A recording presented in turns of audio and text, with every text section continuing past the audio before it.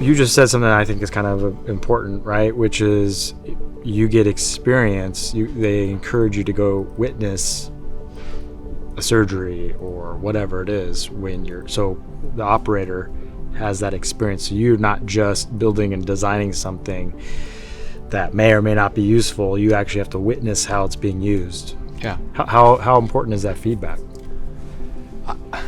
I personally think it's critical.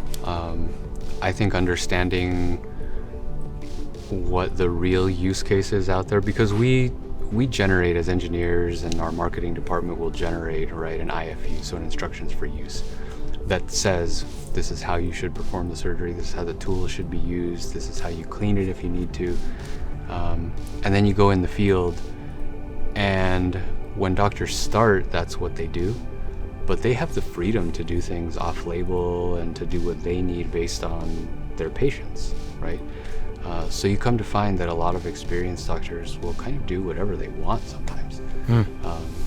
Whether it be a surgical tool or even, for instance, when we only had a brow lift on our transducers, doctors were already using it on the body off-label. It's okay for them to do that. We can't advertise that it can be used there, but doctors can experiment on their own and do what they feel like doing. So I think going and seeing what is really happening in the field is critical for people who are designing these tools to kind of go and say, I mean, one of the first things I remember witnessing was we had off of the back of these devices a silicone overmold, right, that's meant to keep water from coming in because you have to stick them in an autoclave and disinfect them.